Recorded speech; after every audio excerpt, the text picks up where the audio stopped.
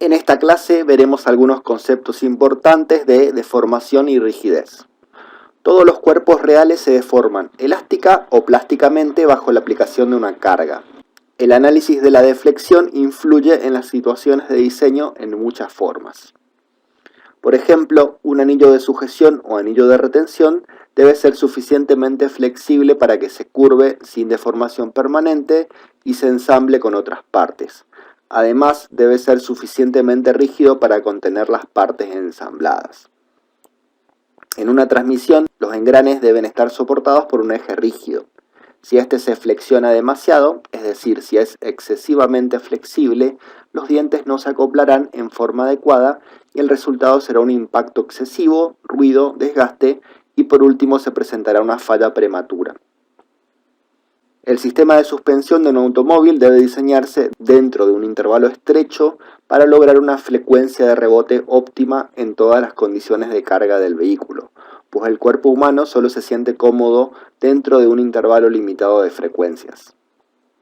A menudo, el tamaño del componente de soporte de carga se determina de acuerdo con las deflexiones en vez de calcularse con base en los límites de esfuerzo como vimos anteriormente. En esta unidad nos abocaremos a la distorsión de cuerpos individuales debido a la geometría y a la carga. La elasticidad es la propiedad de un material que le permite volver a tomar su configuración original después de haber sido deformado. Un resorte es un elemento mecánico que ejerce una fuerza cuando se deforma. En la figura A se muestra una viga recta de longitud L, simplemente apoyada en sus extremos, y una fuerza transversal F que ejerce una carga sobre ella. Vemos que la curva fuerza de flexión se relacionan linealmente, es decir, ante un aumento de la fuerza crece linealmente la deflexión vertical de la viga. Esto es así siempre y cuando no se exceda el límite de elasticidad del material. Dicha viga puede ser descrita y considerada como un resorte lineal. El desplazamiento y la carga se relacionan mediante una recta, es decir, una curva lineal. En la figura B se muestra una viga recta apoyada en dos cilindros de tal forma que la longitud entre los apoyos disminuye a medida que la fuerza F la flexiona. Por lo tanto, se requiere una fuerza mayor para flexionar una viga más corta en comparación con una viga más larga.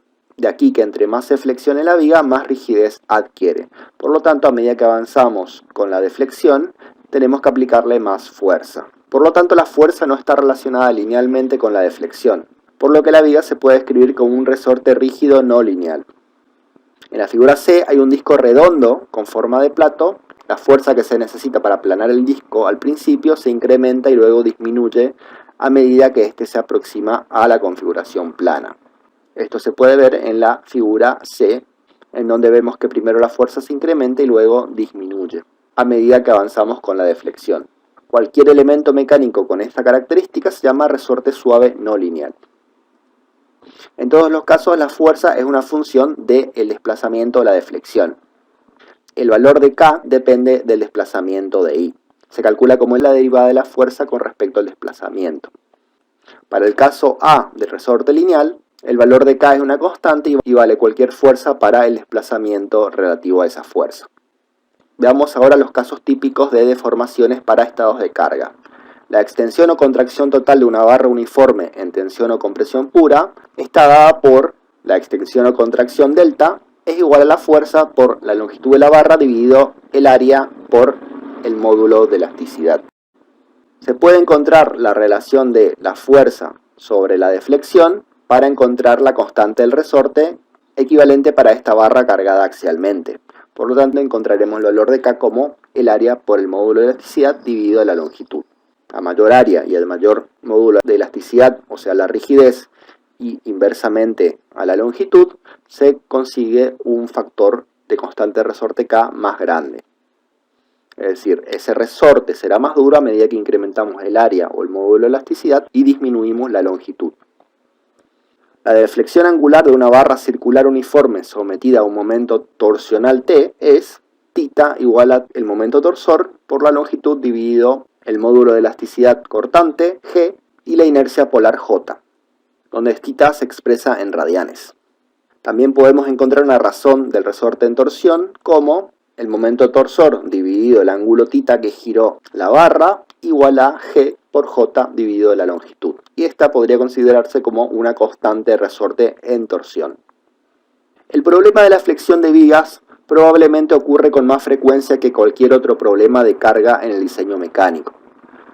Los ejes fijos y los rotatorios, las manivelas, las palancas, las ménsulas y las ruedas, así como muchos otros elementos, a menudo se deben considerar como vigas para el diseño y análisis de estructuras y sistemas mecánicos.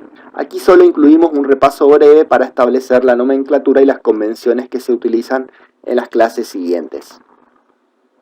La curvatura de una viga sujeta a un momento flector M está dada por la inversa del radio de curvatura, que sería la curvatura, igual el momento sobre el módulo elástico por la inercia de la sección transversal de la viga flexionada.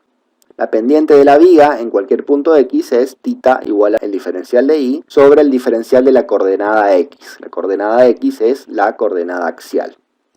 Para muchos problemas de flexión, la pendiente resulta muy pequeña. En estas condiciones, podemos escribir que la curvatura, 1 sobre ρ, es igual a la derivada segunda de la deflexión con respecto a la coordenada axial X.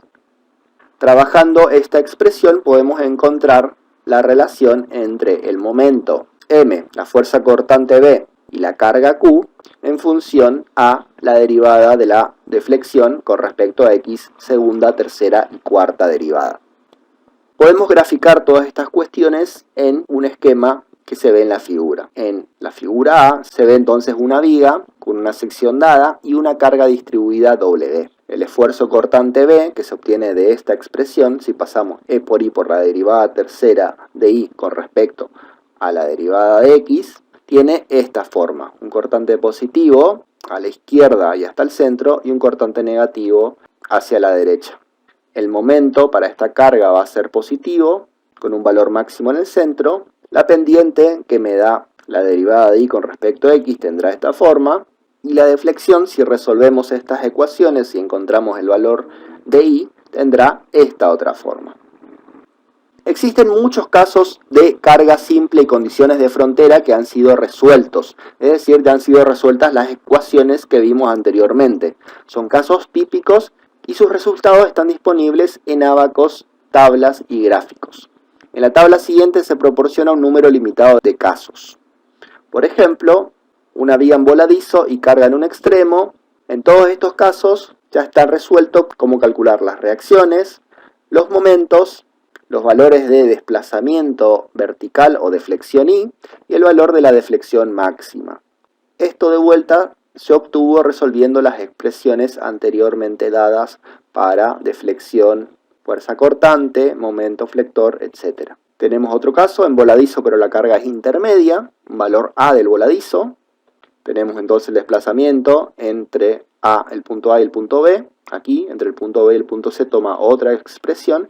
Y la deflexión máxima que tiene esta forma y obviamente se da en este punto C. Así con voladizo y carga uniforme, en voladizo y carga de momento. Podemos calcular entonces las reacciones, el momento, la fuerza cortante, la deflexión para cualquier punto y la deflexión máxima. Tenemos también apoyos simples, la carga central, la carga intermedia, apoyos simples y carga uniforme, apoyos simples y cargas idénticas en dos puntos de la viga. También apoyos simples y carga en voladizo, un apoyo fijo y el otro simple con carga central, entre muchísimos más casos. Estos serían los más típicos. Veamos ahora dos métodos para calcular la deflexión en vigas. El primero de ellos es por superposición. La superposición resuelve el efecto de cargas combinadas sobre una estructura mediante la determinación de los efectos de cada carga por separado y sumando algebraicamente los resultados. La superposición puede aplicarse a condición de que cada efecto esté relacionado linealmente con la carga que lo produce, es decir, no salimos del estado elástico del material, ya que en ese estado elástico proporcional se mantiene la linealidad. Una carga no genera una condición que afecte el resultado de otra carga, es decir, que sean independientes los efectos de las cargas. Las deformaciones resultantes de alguna carga específica no sean lo suficientemente grandes como para alterar las relaciones geométricas de las partes del sistema estructural. Estas serían las hipótesis de validez del cálculo por superposición. Veamos un ejemplo de cómo aplicarlo. Consideramos la viga cargada uniformemente con una fuerza concentrada que se muestra en la figura. Vemos entonces que el problema tiene una carga distribuida W y una fuerza F aplicada a una distancia A del primer apoyo. Entonces, tenemos nuestros dos casos, sacamos del ábaco, el caso de una carga no en el centro de la viga, sino ligeramente desplazada, y el caso de una carga distribuida. Entonces, para los dos casos tenemos que la reacción 1 es F por B, este valor B, por la longitud de la viga, eso para la carga puntual, y la reacción 2 será F por A por la longitud. Y para el otro caso, la reacción 1 es igual a la reacción 2, W por L sobre 2, la carga distribuida por la longitud de la viga sobre 2. Entonces lo que tenemos que hacer es sumar R1 de una carga y el R1 de otra carga, y el R2 con el R2. Y tenemos entonces las reacciones totales R1 y R2 como la suma de las dos. Así de simple es el principio de superposición. Y para los desplazamientos hacemos lo mismo. Vemos que la deflexión para la carga puntual cambia de fórmula en el tramo AB y en el tramo BC. Entonces, para el tramo AB vamos a sumar esta primera expresión con el valor del desplazamiento, que es el mismo para la carga distribuida. Entonces tomamos el primer valor de A a B y le sumamos el valor de la deflexión para la carga distribuida. Y para B y C vemos que para la carga puntual tiene este otro valor, le sumamos la misma expresión. Entonces tenemos dos tramos. Para el tramo AB la deflexión toma esta ecuación, y para el tramo BC la expresión toma este otro valor. Y así resolvemos las expresiones para este caso puntual, que tenemos una carga puntual y una carga distribuida.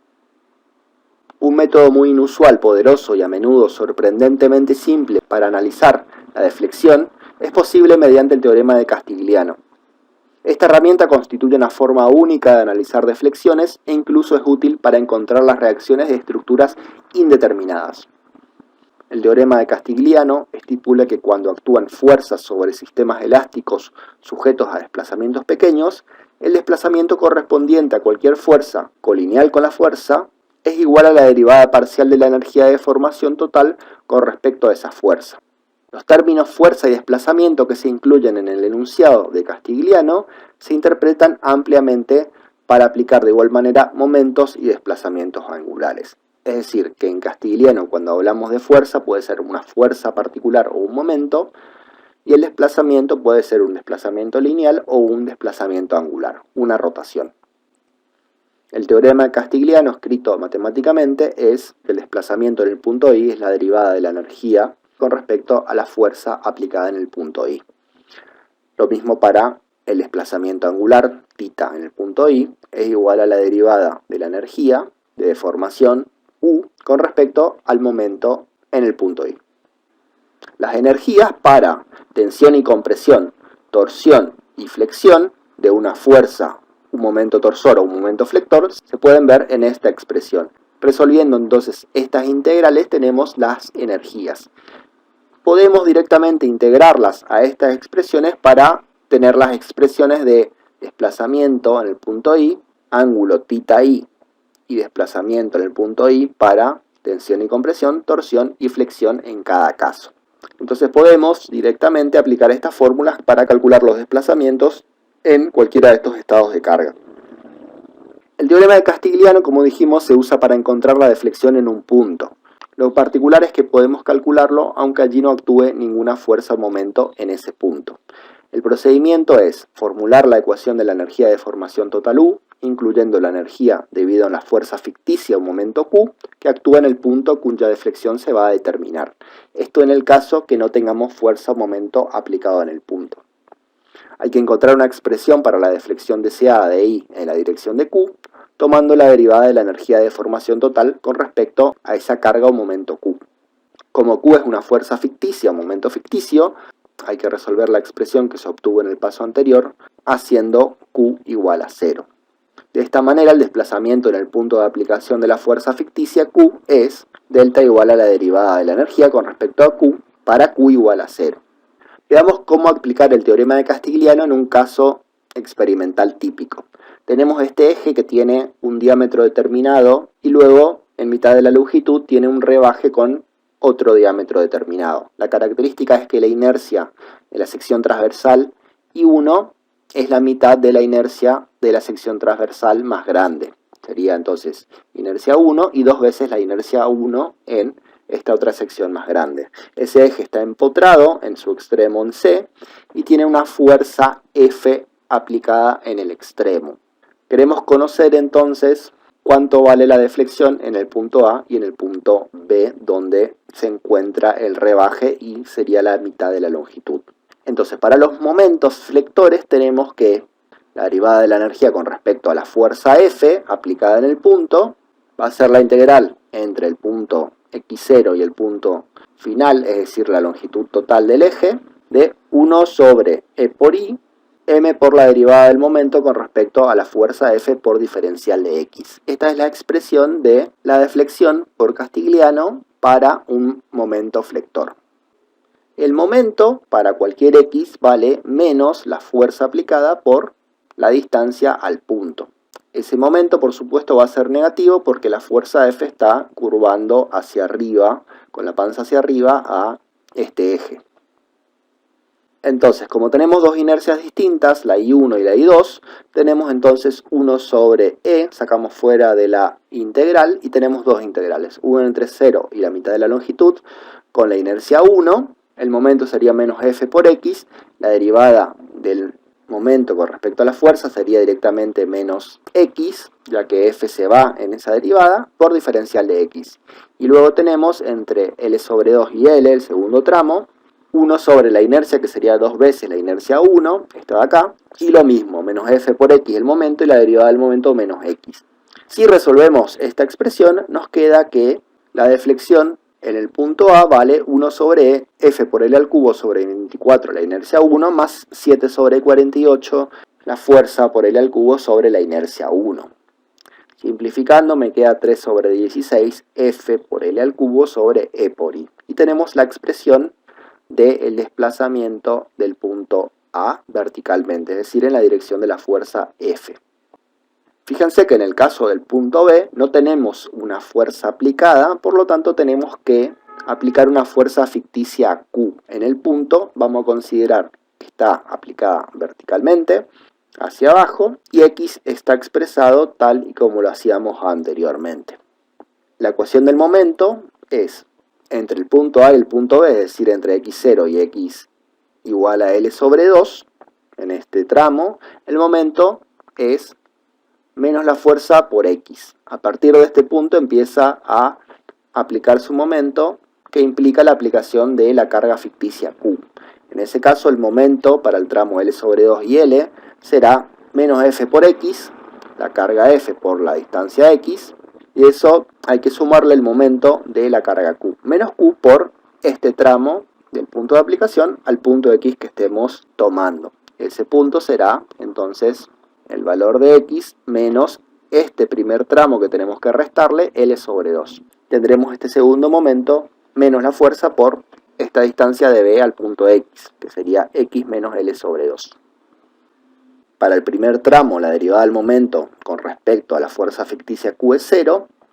Para el segundo tramo, esa derivada es menos X menos L sobre 2. Entonces podemos calcular la deflexión en B como la integral en esos dos tramos. En el primer tramo es 1 sobre E por I, la integral entre 0 y L sobre 2, el momento menos F por X, por la derivada del momento con respecto a la carga Q, que es 0, entonces todo este tramo será 0, más 1 sobre E por la inercia de ese segundo tramo, que sería 2 por la inercia 1, integral entre L sobre 2 y L de el momento, que sería menos F por X, menos Q por X, menos L sobre 2, pero como tenemos que hacer Q igual a 0, me queda únicamente menos F por X. Aquí es cuando decíamos que la deflexión se calcula haciendo Q igual a 0. A eso le multiplicamos entonces el valor de la derivada del momento con respecto al Q para el tramo 2, que es menos X menos L sobre 2. Entonces, integrando este segundo tramo, el primer tramo es 0, tenemos que el desplazamiento vertical delta de B, deflexión en B, es 5 sobre 96, la fuerza por la longitud total al cubo sobre E por I.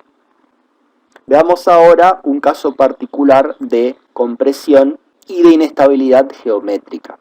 Estamos hablando del pandeo que ocurre en columnas largas con carga centrada de compresión. En la figura se muestran columnas largas con diferentes condiciones de extremo. Si la fuerza axial P que se muestra actúa aplicando una compresión a lo largo del eje centroidal de la columna, ocurre compresión simple del miembro para valores bajos de la fuerza. Sin embargo, bajo ciertas condiciones, cuando P alcanza un valor crítico, la columna adquiere inestabilidad y se desarrolla rápidamente una flexión como la que se muestra. Es decir, ocurre esta inestabilidad y esta flexión lateral para columnas largas a la compresión. Aquí tenemos distintos modos de pandeo, por ejemplo, apoyo fijo y apoyo móvil, se da un pandeo de esta forma. Cuando tenemos empotramiento y apoyo móvil, se da un pandeo de esta forma. Cuando tenemos un empotramiento simple, se da de esta forma el pandeo. Y cuando tenemos empotramiento y articulación, se da de esta otra forma. La fuerza crítica de las columnas de la figura está dada por P crítica igual a un coeficiente C por pi al cuadrado por E por I sobre la longitud al cuadrado. Es decir, que depende de módulo de elasticidad, la inercia transversal de la sección y la longitud al cuadrado y un factor C. Este factor C depende de la configuración geométrica y cómo está riostrada la columna. Esta fórmula se conoce como fórmula de Euler para columnas al pandeo.